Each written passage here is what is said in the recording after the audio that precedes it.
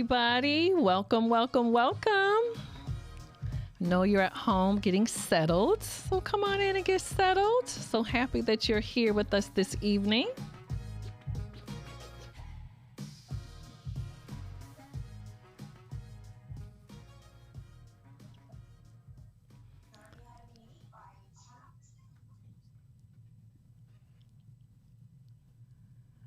We're all good. Well, good evening, everybody. My name is Janai Thornton, and welcome, welcome, welcome to Thank Me Later, and welcome to our Credit Confidential. This is our very, very first episode of this. We've never talked about this topic before, and I was just thinking as we were preparing for today, I think this is our 14th month that after we have launched, and I have to admit, I think this is the content that I'm most excited about. You know, no shade at all the other work that we've done. Very proud of all the work that we've done, but I'm really, really excited about this. So again, thank you all for joining us this evening. And maybe if you're viewing this later, because of course we're posting this in the community, we're probably going to need about a week. We'll get this posted in the community for you all to watch it at your leisure. So just a little housekeeping. Actually, I'm going to introduce our guest and we'll do a little housekeeping. So first, everybody who's up here with me, like we've never had this many people in the studio at one time, feeling extra special today.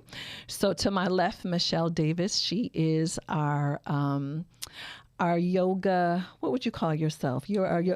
She's our yoga therapist, and she works with us in the Thank Me Later community for all of our mindfulness work that we do. So thank you for Michelle for being here. You've been here so many times. I almost feel like I don't even need to introduce you. Exactly, and right. So our two special guests this evening. Hey. Hello. So we have Aduni Brown-Mark. Thank you, Aduni. And then Janaya Bliss. Hello. Yes, it is Janaya. We'll explain that relationship in a minute. We'll explain that in a minute. But thank you, too, for being here. This really means a lot. Thank you for having us. I know. I'm so excited. I know we started down this road like a year and a half ago, I think, beginning to talk about this topic. Mm-hmm. Yeah, so glad that you all are here. So again, welcome to Thank Me Later. We help you create financial freedom 1 month at a time. So we appreciate you being part of our journey and hope that you're consuming all the content that we have out there on the platform for you. Make sure that you're inviting your family and your friends, your girlfriends, your cousins, anybody in your circle who you think could really benefit from this. So it's for women only, though. So just share it with your girlfriends. But we would definitely love for them to be able to participate and join in with us. Again, we have some amazing content, some amazing information. We want to make sure that you're sharing it. Just a couple housekeeping items. Please make sure that you mute yourself. Please stay muted. If you have any questions, we are going to have some time at the end, but please go ahead and drop your questions or any comments that you have in the chat. And then when we get to the Q&A section, we will let you know. Tiana over here, who's part of our Thank Me Later team, she will be reading the questions and engaging with all of you. And so that's it. I think we're ready to jump in, ladies. Okay, y'all ready? Let's do it. Okay. On the deep end. On the deep end. Michelle said we're going straight to the deep end. Let's just jump in. We're going straight to the deep end. So, Aduni, I'm going to start with you. All right. So let me just kind of, set the tone here, get the setting together. So this is the first year of COVID. Mm-hmm. And I had gone to Bank of America to take care of some banking stuff with my son, Cameron. Mm-hmm. Didn't realize that they were not seeing people in the branch. And they said to me, Adune is going to follow up with you. So just schedule an appointment. So I go online, schedule my appointment. Beautiful young woman's on the other end. I mean, immediately we just clicked. We're just kind of talking. She's asking me what we need. I don't even remember what I needed, but we ended up being on the phone forever. We talked forever. I needed one thing from her. And we were really at the beginning of Thank Me Later, and I was explaining to her about my professional transition, and we had just started this series of interviews with women about their journey with credit, but particularly as it related to being in a relationship, whether it was an intimate relationship or a family relationship, that it impacted you. And I was telling her we were doing these interviews, and then Aduni says, that happened to me. Okay. And I'm like, I don't Struck even a chord. know. I know. Struck a chord. I don't even know this girl. Like, how in the world, not only does she have the story, but she's willing to tell the story to me. And she literally tells me the whole story. Literally the whole story. The entire story. The entire. So I don't want to tell your story. I don't want to tell your story. All right. But I want you to give us a piece of your story. You A know, little your TML piece. confidential story. All right. All right. So It's just us. it's just y'all. That's right. So that context, like this was back in 2014 to 2016. So I was about 24, 25, 26 at the time. So Jay, we'll call him Jay. Okay. We met online and we happened to meet like at a point in time where it was tough for both of us, right? So he lost his job the day before we started talking. You know, I was at the end of my career with Prudential and I was looking to transition and to move out of the city. So we had a lot of time to catch feelings really quickly. Right. But then from there, things got better for me as things kind of got worse for him. So from all of that, it then just became a combination of me really first ignoring habits, I would say, little things that I noticed or that I would like push away because again, we had feelings. We loved each other. Of course. Right? But as his situation got worse, it just kept one thing after the other. You know, I love you, boo. I'll pay your rent. You know, I love you, boo. I'll help with this car payment. I love you, boo. He was actually the first guy that I talked to that had children. So he was honest with me. And 2 days into speaking, he did tell me that he had 2 children. So this was a new concept for me as well, too. Right. But yeah, it was one thing after the other. And that accumulated to, by the end, after about a year, about $35,000 worth of debt. Okay. And yeah, that I would say in and out. And there was a lot of little things throughout the relationship that built on, but it was really toxic. I noticed by the end, like it was really toxic, those behaviors and things that I went through. So that's a little long and short of it. Right. And so you all were together about how long? It was about a little over a year. A little over a year. Okay. Total. And so did you break it off or did he? I actually did. Okay. It wasn't in like the strong hear me roar way that I would have liked it to be. Right. But yes, I did end it. Okay. But you knew it was time. It was, my eyes were open by the end. Your eyes were open. I love how she said that. No, how far into the relationship were you starting to really feel this, but you just didn't deal with it yet? I mean, it honestly, about a few months in. Okay. So you knew. Honestly, you knew. It was there. I knew. It was, but it was a very new time for me, like just transitioning in that time. I never had a serious relationship before. You're trying to keep hope alive. That was it. Right. The person I love. Of course. Hugging it out. We in it together. Right. Yeah. Thank you for sharing that. No problem. Thank you for sharing that. So Janiyah. So similar names, not a coincidence. Janiyah is my niece. And so obviously I had a front row seat to her story, but I didn't have a front row seat to her story because she was in college out of state. And so I knew something was kind of up, and I knew things were kind of unraveling, but I didn't know to the extent. I didn't know to what degree. And so, at this point, they're kind of grown at this point. Yeah. They want to do think we're grown. Right. Right. So I knew it had to play itself out. Yeah. It had to play itself out. So tell us your story. How it played out. Yeah. Well, obviously I'm here. So. Right. You survived. Okay. Right. So I have some similarities to your story in that I was young as well. I was a little bit younger though. I was 19 when I met my child's father. We'll give him a different name. Just give him a different name. We'll say D. D. Okay. Okay. Okay, so I was 19, and also similar because it was my first really serious relationship as well. Obviously, like my aunt said, I was living out of state. Thought I was in love, so very naive. And then also we had an age difference of about 10 years. So there was that as well. So we ended up getting together. And at first, everything was great. Things were presented to me a certain way, and I just felt like, you know, this is my Prince Charming. Like, things are great. He's got money, and he's doing well for himself. But again, that's how everything was presented to me. So then later on, I ended up getting pregnant, and we moved in together, and that was kind of the start. And, you know, can you put this in your name? Because I can. And at the time, I didn't even have any credit established at all, so I was starting fresh. So that's kind of how that went with my credit. So then it was just thing after thing after that. Same thing, working. I started working, spending money on helping to pay our bills when I was pregnant. And then just like you, I just kind of had that like awakening and starting to realize like, okay, things aren't what, you know, they were presented as. And then same situation, I ended up leaving. And that was about 2 years after we were together. So that's mine. So what was your tipping point at the end? Like, what was it that you were like, finally? I just started, I was tired. I was very mentally exhausted because I was in college.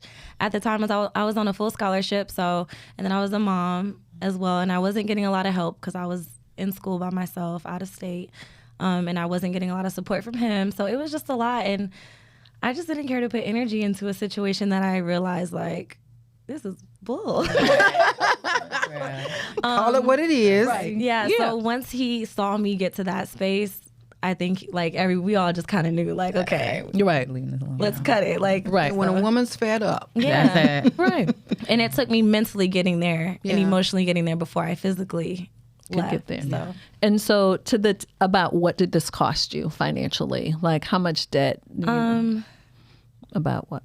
Maybe like between 10 and 15. About 10 and Yeah. 15, right? Impact to your credit, of course, right? Yeah. Okay. So what you thinking, Michelle, when you hear these two stories?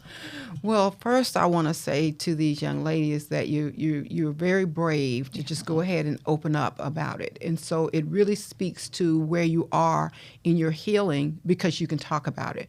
Because as women, we know that when it's in that space that it hurts, we can't talk about it without crying. First, Right. we have to carry the shame of it Right. because we feel like a fool. And so if you're telling anybody, then you're probably changing it, you know, and making it, you know, to, you know, this is how I was done Right. until you get to that point to say, you know, I realize this is not good for me. Right. And I was mentally exhausted. I'm taking ownership of what I'm carrying. And so that's a beautiful thing. And so I'm just thankful and grateful to be here to see and witness you both willing to share this story like you are. Right. Because this is very helpful because it's not just a dumping ground, it's just revealing that this is what I experienced, but you're not carrying it clearly now. Right. And again, to Michelle's point, I'm grateful too because there's so many women who've been impacted by this, but just don't talk about it. And because we don't talk about it, it keeps happening over and over and over again. We're not talking about the warning signs. You know, we're not talking about how to rebuild after. right. People have to see that you survive. You know, you're on the other side of it now. So I'm super grateful. You know, what we were talking about as we were preparing for this session, again, Aduni, you and I had never met. And when I was telling you, you were like, oh, that happened to me. And you were not embarrassed. No. You were not ashamed. And you told me your story. And I was sharing about Janiyah when I had talked to her about it. I had done this interview with her. And it was just an audio interview. And we were talking and she was kind of playing back some of the events that happened. And then she would catch herself and she would say, that is so stupid, and start laughing. Right. And I said, oh, that made me feel so good because I knew where she was in the healing process. Because she was laughing at it. She wasn't crying. She wasn't depressed. Like, girl, okay, we moved on. And then she's like, let me move on from this. So I just love the fact that we as women know that we can move on. join the club with the rest of us who've made some mistakes. Okay. Yeah, and the other thing I like about it, you're not carrying your story like you're victims. Oh, Because my God. I heard you say, that I was, because we all want love. We're looking for it. Who doesn't? And so we're like, yeah, surely this has to be. And then I want to be a good person. I want to help out, or whatever. And so you were doing what you supposed. You were 19. I mean, how else would you know? Right. You're young, and so we don't know. And you say, well, people talk about it, and you're like, well, that's your story. It's not mine. It's not going to be like that for me. But this is one of those things that and everybody has the experience. And so if a man was telling this story, it would be a little bit different. So it's not even about victimhood, because one of the things we have to remember in life, everybody is your master teacher. And so you got a chance. This person helped you learn who you were. I say that all the time. Yep. So I tell people that I don't really regret going through that experience, and I actually appreciate that I went through it so young. Right. Yeah. And I actually was just having this conversation with my aunt, because I feel like I'm able to kind of identify certain things now at my age that maybe I wouldn't have recognized if I hadn't have gone through that situation. So I'm actually very grateful of that experience. You trust yourself more Yeah, now, exactly. too, don't you? My judgment. Yeah. Right. Little practice. Yes, that's for sure. Yeah, little practice. So I think it's important that we help our audience understand what some of these pink and red flags. So we know what the red flags are. Those are like the glaring, like, come on now. Like, you know better. Right. Come on now. But the pink are, I think, the little more subtle ones. And I think those are the ones that we tend to overlook. Because, like, is that something or not so much? So I want to highlight some of the pink and red flags of emotional manipulation. Okay. So I know that we have a slide for that.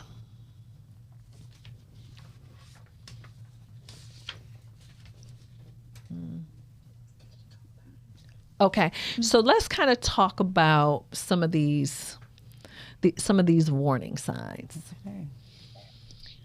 Let's talk about any of these kind of stand out for either one of you. Someone who's looking for you to save them from a situation. Someone who often complains about how dire a situation that they're in and they need you to help.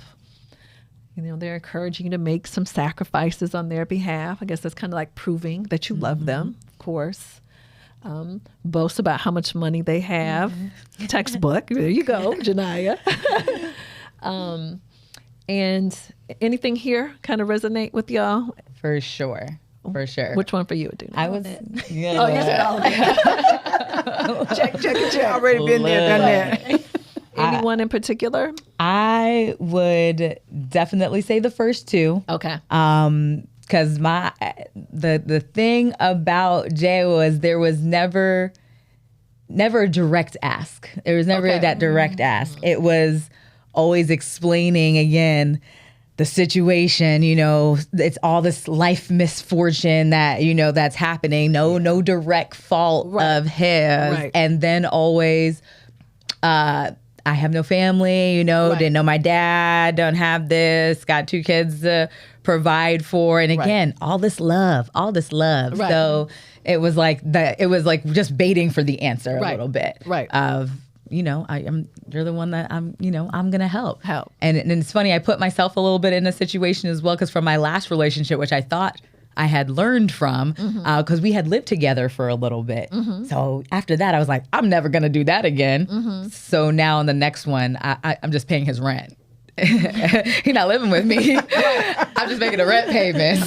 How smart that was, but that was a big pink flag, like a man just even accepting that, even just accepting that, like no sense of responsibility to adjust for his own situation, but just accepting the help and taking whatever he can get to climb up. That was big for me.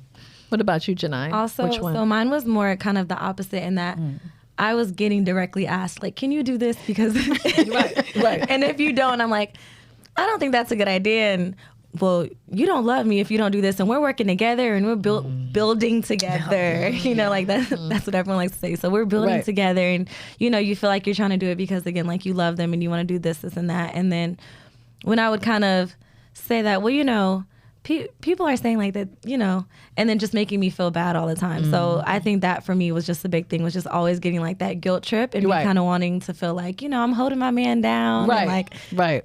doing it like It's that. us. So, Yeah. Ride or die. Yeah. Yeah, for sure. Ride or die. Can we go to that second slide real quick?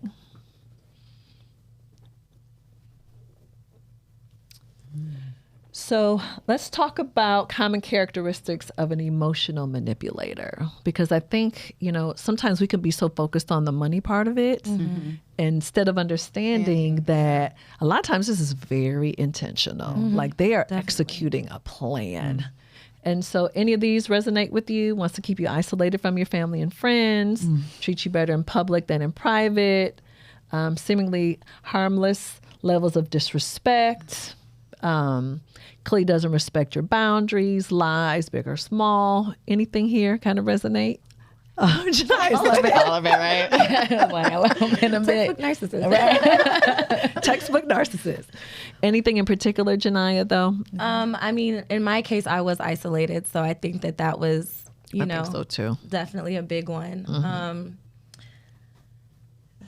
Yeah, that's you. Adune, any of these? Yeah, for sure. So I know for me, a part of observing some of those toxic habits, not respecting my boundaries. So even, for example, I remember, like, I don't smoke, right? Right. For whatever reason, I've been around it. So a lot of people I'm with smoke, right? Smoke outside. And that over time develops to, okay, I'm seeing weed on the table. I'm Right. seeing the grinder here. Oh, it's not a big deal. It's not a big deal. It's not a big deal. So it just kind of blatantly disregarding my feelings. Right. I've definitely been through that. Lies for sure, even Right. throughout the relationship. You know, Yeah. he was honest and he told me about his 2 kids. Right. But it wasn't till, let's see, a child support payment in court that I was also helping with, that I'm looking at some papers and I'm like, who these kids? Whose names are these? There were more kids. There than were two. more kids. There were more kids. No. There were 2 more kids. Well, it was one on the child support. After I found out about the 3rd one, he told me about the 4th one. Right? Okay. That was nice. So honest. I'm telling you everything now. Like, look, we love each other, right? Oh, And then even as that was happening, it's like, of course, that little part of you is saying it's this battle between this is the person you've already declared the love for, right? The love is there. You're gotta in it. fight to You're the fighting end. it. But it's never really discussed. It's never really broken down. It's never really addressed. It's kind of moseyed over. Like, okay, this whole situation with all, kids not disregarding my feelings, and even situations with living with friends and they were disrespecting me because I'm like, is everybody helping out in this house? Because, I pay rent there, but, and they're talking, one of them even broke into my car and stole thing out of my car, and it was allowed. But again, nothing was ever discussed. So there was a lot of things picked up over time, but it's always just brushed over and continued to just happen. So, Michelle, help us. So, what is it about us as women that we want it to work so bad no matter what, even when we see the signs? Well, it goes back to what was mentioned earlier, love. But I want to address something else, too, that's probably going to feel a little prickly here. But we have to talk about the manipulation. Because the thing is, people treat you the way you actually show them how you will be treated. And so the manipulation is personal. Like I said earlier, everybody is a master teacher.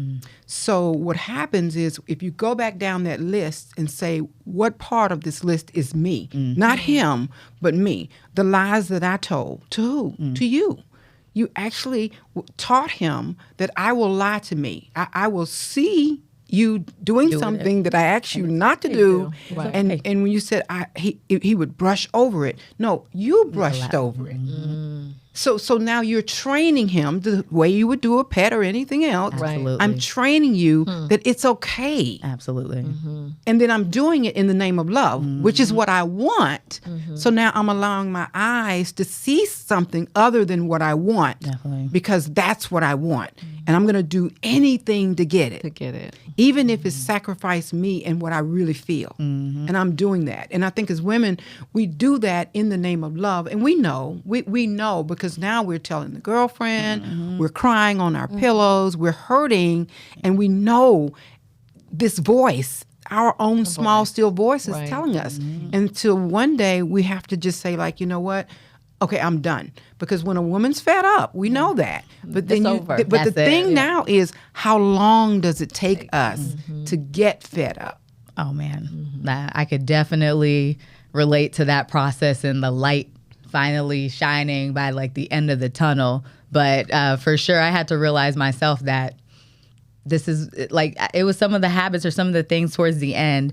It was a situation like with Valentine's Day where I just went over the top angry, and I just got to a level of calm, of not reacting. Yes. And I did Oh, that. yeah. That's the scary part, it was though. it was That's a scary scary. place. I Yeah. sat back Yeah. and started just paying attention to how this man would talk to me. Right. How it was mind blowing. I was just like, when did I become this weak bitch? Yeah. I just like literally talking to myself. Right. Like, when did it happen? Right. I missed it. It happened. And I missed it, and it was the final straw for me. I remember when I was moving after all this debt and game plan to move into a room at this point, and I had asked him. I pay for movers, but I asked him to help me pack up some boxes, because at this time he didn't have no job, or that was part of he didn't have no job, so he had a lot of time, right? Asked you to help me with the boxes.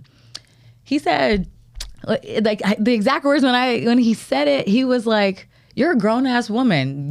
Why you can't help yourself? Like pack? Like what you need my help for?" It was so disrespectful, and I was just sitting here like, my man is just sitting here with a part-time job at Buffalo Wild Wings, telling me you not gonna help me pack, Yeah. and that I'm a grown ass woman and I can help my ass pack. And stuff. I was sitting here like, when did this happen? Yeah, and you get to a Yeah. point where you look in the mirror and you're like, I don't even know who am I. Who am I? Yeah. And I will say, I actually remember you called me one day when I was in school, and you told me, you were like, you've always been a confident, strong person, and I get a lot of that from you. And you're like, I don't even know who you are anymore. And at the time, I maybe not wanted to hear it, or, it didn't fully register, but I got to that point too. And I think when they do kind of start to test your boundaries, it is kind of that slow, creeping in, like, what can I say, or what can I do? And so it's not always like a black and white. It's just, but slowly but surely. And I got to that point, and you can get to that point where you just are like, I don't even know. Like, I would never have tolerated this a year ago. Like, get it together. So. And so that's to me, listening to, and we often hear people talk about helping women find their voice. Right. And so Tiana and I was having a conversation about this, and I said, well, I don't know if women have to find their voice. They have to listen. Because when you went back, you said, I already know who I am. Where did I go? Right. Where did I go? Why did I let myself just go? Because you didn't like reinvent your voice. Your voice was there. So if it's a small, still voice, then we're letting this quest for love or anything else drowned it out, and I'm no longer actually listening and trusting myself. And then once you're able to, and some women unfortunately don't, they don't. So let's talk about dating for potential. Oh, I know. Right. we won't do that. We won't do that. Potential what? I can definitely explain my difference then versus today. Okay. But I have to say, at the beginning of that relationship at that time, my definition of dating wasn't, it wasn't like, he had to make a certain amount of money. My standard, so to speak, was, as long as he knew what he wanted to do and he was on the path to do it. Because mind you, I was like trying to get there, right? Ambitious, like that potential. As long and he had to be working on that path, that was enough, right? That was, so the fact that he was a journeyman, right? He was making these moves, unfortunate life, right? Lost the job, right? That was kind of the excuse or the definition in the beginning, because we were both in really tough places. So it made excuses for, there wasn't a dating standard. We weren't going out or doing any of that. But yeah, so that potential, that was certainly him. I felt like he had all of it and had a lot of opportunities that end up falling through, but yeah, my definition was different. After the relationship is when I had a completely different definition, but we'll talk about that. That's when we're that there. ignoring what you see for what you want. For what you want. Exactly. Right. Yeah, Just you see projecting. it. That's huge. You're projecting. That's huge. Yeah, and the math is not mathing. Right. It's not. It's not mathing. It's y'all. not mathing. I like that. I like The that. math ain't Lots of mathing. fix. That's the other thing. Janiyah, I swear I wouldn't wanted to deny talk that. about that. Yes, we love I'm to just- fix. We're such fixers. I Yeah. know it. Yeah. And like we are looking for that. a project All the time. Yeah. All the time. Yeah. Like just please allow me to step in. And it's like, why do we do that? Are we trying to prove something to ourselves, Michelle? Or are we trying to prove something to somebody else? Like what It's is part that? of our nature, though. yeah. I think As it's part of our Yeah. nurture. Okay. In nature is just to like we do, and we're taught that. I think that the language is changing a little bit for the young ladies now, but especially back in the day, I mean, that's what you were going to be doing, and you wanted to do it very well. You wanted to be a good woman. Exactly. And so within the definitions of what a good woman was, this is what you would do. And you didn't want to be like those other girls out there. That's you right. wanted to be the good woman. So I think it just kind of came with the territory. That's real. The other thing that I was just thinking about is, when you think about people who have challenges, whether it's some sort of addiction, weight, it's never about those things. And just like with you all, it's not about the debts Right. or the credit. That's not the thing. It's a byproduct of all this Yeah. emotional stuff that we're true. talking about is how you ended up there. That's true. But we could spend so much time focused on that outer that we don't spend Yeah. time on the inner internals. part, Right. so we don't Allowing. end up there again. That's Because why it will rear its self-care head is again. important. That's Right. it. Yeah, but how can you care for self if you don't know self? Right. Who are you caring for? Your representative. That's real. So I want us to talk about role switching. And what I mean by that is, within a relationship, and it doesn't even have to be just an intimate relationship, but because it could be parent-child, child-parent, siblings, Yeah. best friends. We actually wear many different hats within those relationships. So part of it might be, loving, nurturer. Part of it might be some sort of business, but there's this, you have to switch. If you're the parent, now you're the disciplinarian, like you're wearing these different hats. Do you think you knew the different hats at all? Absolutely not. It was all just blurred. It was just love, and more It was love. that what we call it, that those rose colored love glasses. But that was just the glasses I wore. They didn't come off. They Like didn't come off. there Okay. was no separation or definition. It was like it's the Disney fairy tale. I love this person. You're gonna do everything that you can for this person. You accept them flaws and all, and you deal with it. So my brain didn't even go to any kind of definition. I am much so a business person now, being on my money, but that was not even a thought to lay down any boundaries, knowing that we're crossing this credit line. Wasn't even a thought. Did it ever cross your mind that you had, it was a multiple roles, multiple hats? No, not at all. No, just Like I said, I was young, but I agree. I think that when you get out of that situation and you start pouring into yourself more, Yeah. then you're able to kind of focus on those different things. But in the moment, no, it all kind of just blurs together. what are some of those roles, as women, as if we're in these intimate relationships, what are some titles or roles that we need to be aware of so we can seamlessly, effortlessly get to the point where we can switch from one to the other? Well, getting to know self is important. Right. You have to do the work so you can actually know who you are, or at least who you think you are in that moment, because we're dynamic people and we change. So you don't want to put yourself in a box either. I'm like this 10 years ago. I'm like this, and then now as you grow, you give yourself the flexibility and the range of motion to know that I've grown and I've developed. And so the things that have happened to you, you want to use those now as signposts, to be able to say, okay, I did that, I experienced that, and now, so you don't carry it over into the next relationships. And so there are times when you're going to have an aerial view, of your own self and your own life, and say, well, there's one thing called emotional IQ.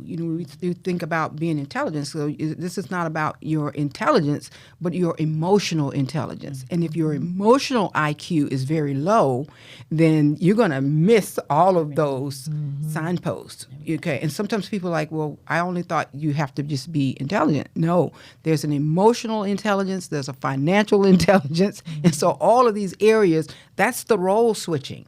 So what's my financial intelligence? If I'm going through this, and you knew I don't like this, but I never actually would say. And even if someone was telling you this is not you, and you want to show them and prove them, well, no, you don't understand.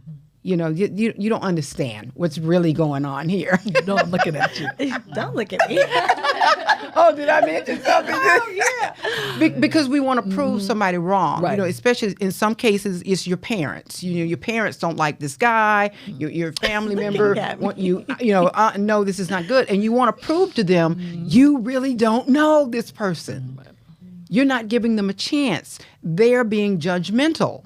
And so you see it that way, and so we become on this quest that we just don't want to be wrong. Right. And so we punish ourselves. It was like, I'm smarter than that.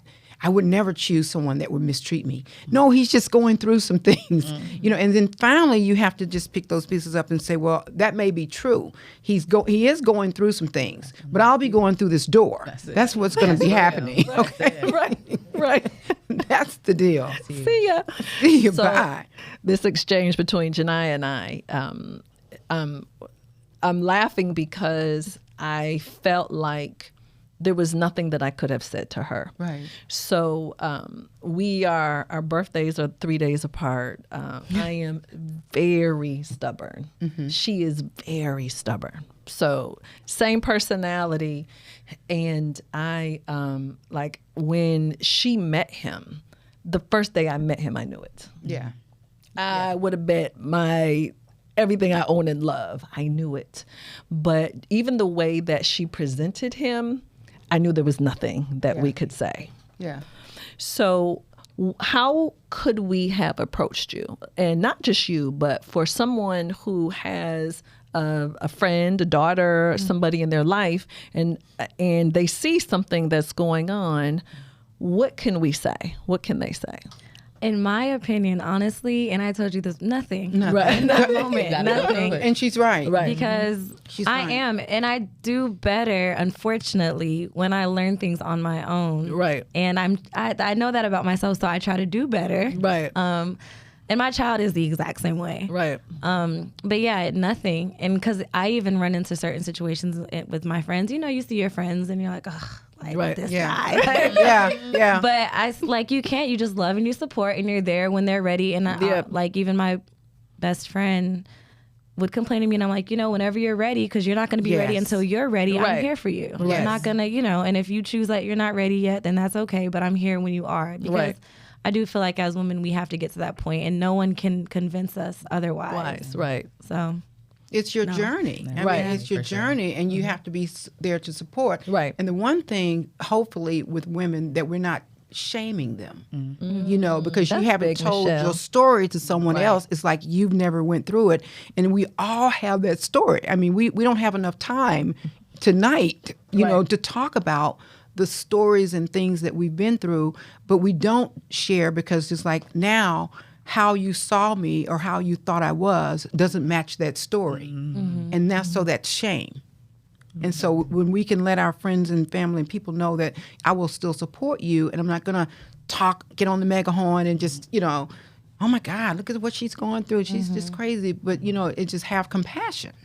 I got a little bit of opposite of that. That helped me a little bit too. But I consider myself a blunt person. And my best friend, I remember her being that best friend. I was kind of like, a couple times you met, I'm like, oh, okay, girl, you thinking about that? And it didn't really click. But now after I went through my journey, it was about a year.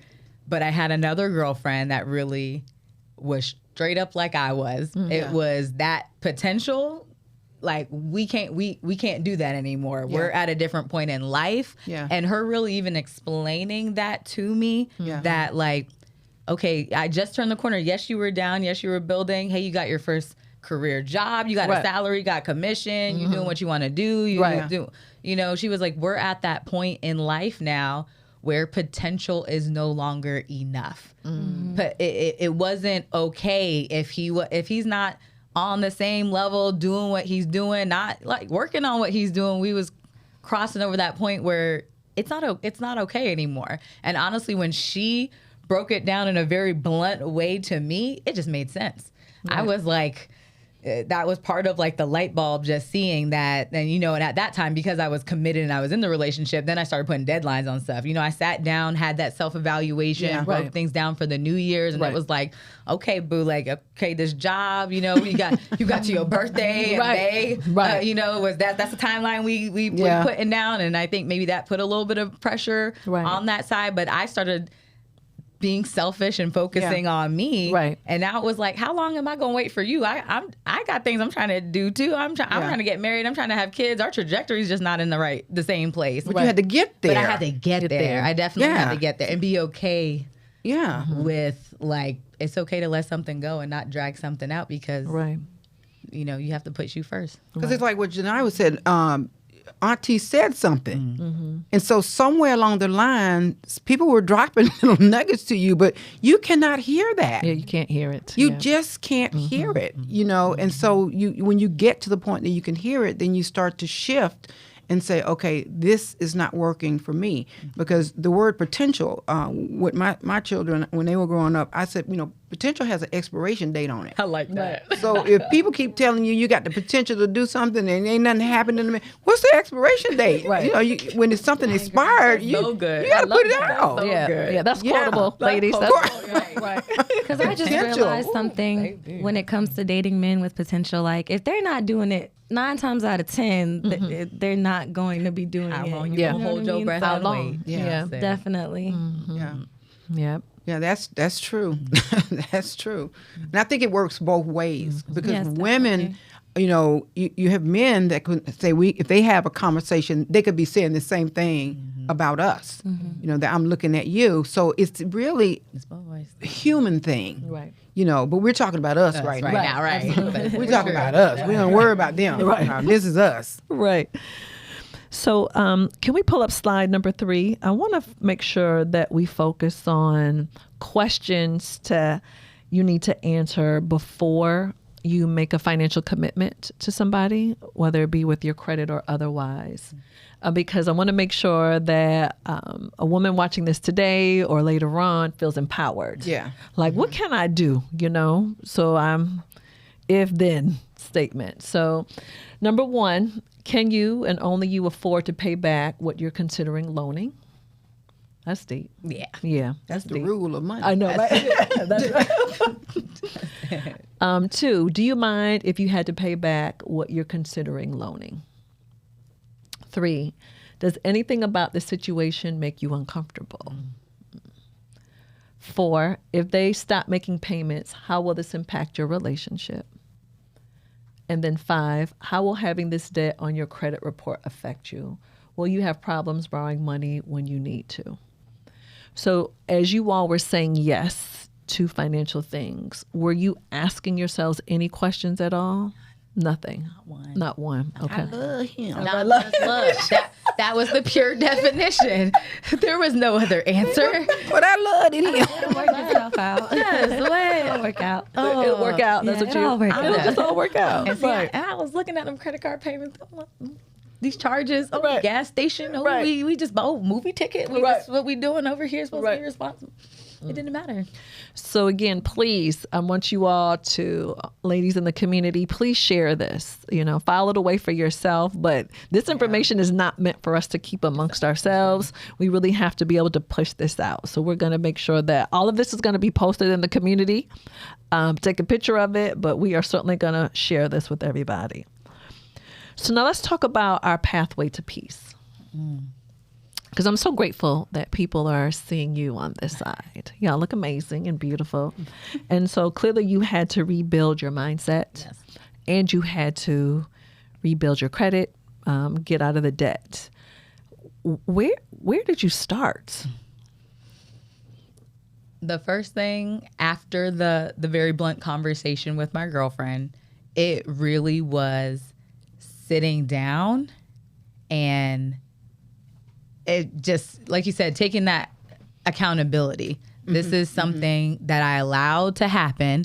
Like this debt, because at first it was always okay. He gonna pay me back, or I was setting up a plan for him, and then another girlfriend no, this is your responsibility. So really first coming to terms with this was behavior that I allowed, and you by default allow it if you stay in a relationship, point blank period. Like you allow it. Doesn't matter what you say, doesn't matter what conversation you have, you're still there and it still continues, you allow it.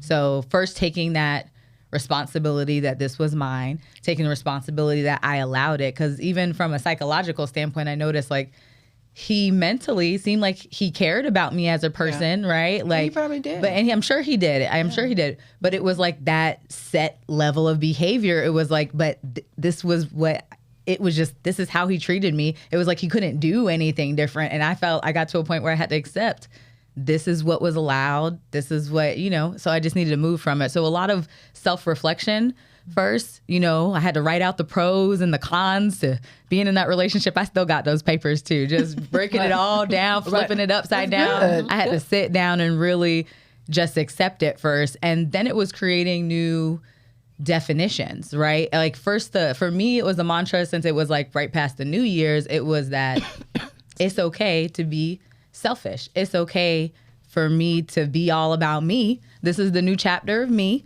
I can say no to whoever. Like if your stuff doesn't line up with mine, that's no shade on you, but it's about me right now. Right. So, and after I really accepted that, it was easier to make decisions moving forward. And then when it came to dating, that had to get broken down and very clearly defined because I had never defined anything before. Yeah. So, I mean, one of the biggest things for that was I was allergic to broke after. I will say that. Like, I don't play with broke. I'm not no shade, but if you coming at me, you work at a warehouse, you doing a security job. Like, I'm also a financial advisor. I talk to a lot of people. No shade. Everybody at their point trying to figure things out. Right. But I'm not doing those figure it out type jobs. Like, that's not. And because it got to a mixture of a point where I was also paying off my debt, so I was on a hustle. I didn't have time to be playing around or spending and wasting energy with people that I knew it wasn't going to go anywhere anyway. Right. So reestablishing my dating standard Being and honest. it being just real about it. And it still wasn't about a certain dollar amount. So I want to preface that. It wasn't like, I needed to have a 6-figure man. I didn't have that definition, but he needed to have a career, right? He needed to be somewhere on my same level. He needed to have some kind of grind similar to mine and some kind of vision. Again, not everybody's as anal as I am, but you have to have some kind of vision, right? We on the same page. You want to get married, you want to have children, whatever that is. Right. And then that was all I spent my time with. So at the time when I had got the new job, I moved here to Georgia. Right. Like my dating life was so different. Right. I met great men, right? Sometimes things didn't work out and it was being okay with that. Right. But even having my pre-qualifier list, Right. you didn't make it to the first date. If you got past the pre-quals, we got on the first date, but I peeped that, you didn't have it together. There was some line, you wasn't going to make it to a second date. So I did not, I had a whole lot of first dates and second dates. They did not progress beyond that. And I was a little beast with it when I first moved here, because that was my social life. Because it was hustling to pay off that debt. Right. And then, that the dating life, but it was a whole new definition, a whole new experience, just being okay with it. Right. And some things that people would qualify as shallow. Right. Right. Or, whether it's money or whether it's, not having children or whatever that standard was for me, it was being okay with it. Yeah. That's important. And that's okay. I can see fast forward 5, 10, 15 years from now, and I ain't trying to do that. So we just gonna cut it right here in the beginning and not make it to the second date.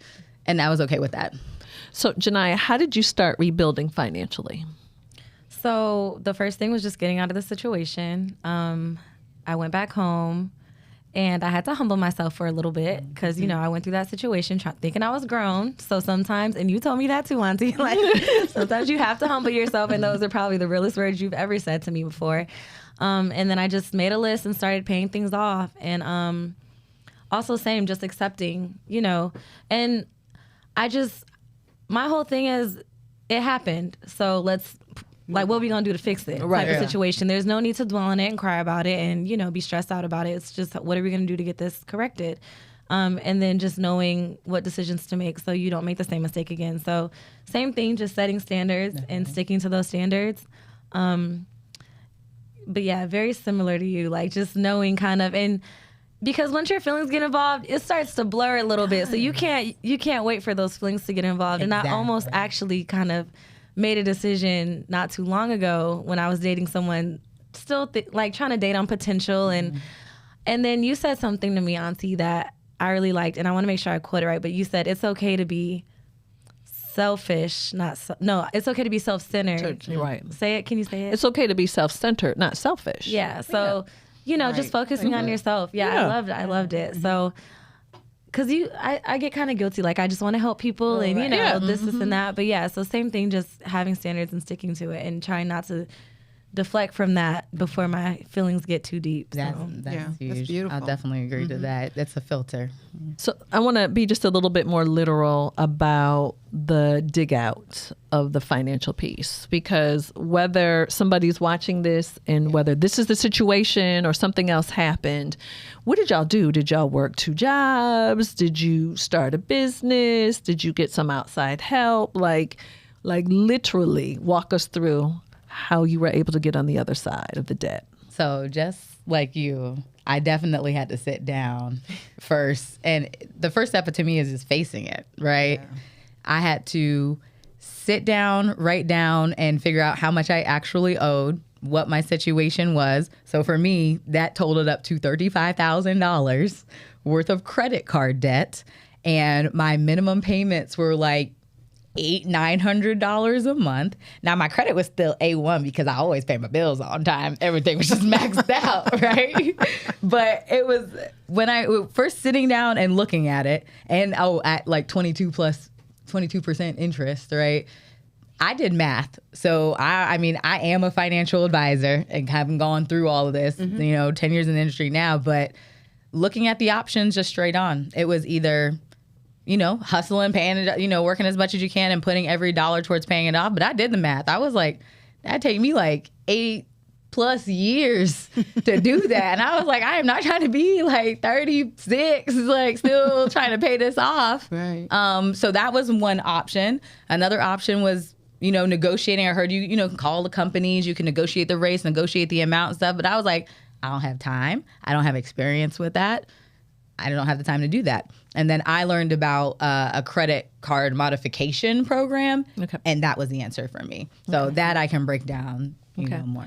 So anybody who is looking into an option like that, we suggest that you check out nfcc.org. So that's the National Foundation of Credit Counseling for a modification and to get some assistance and help.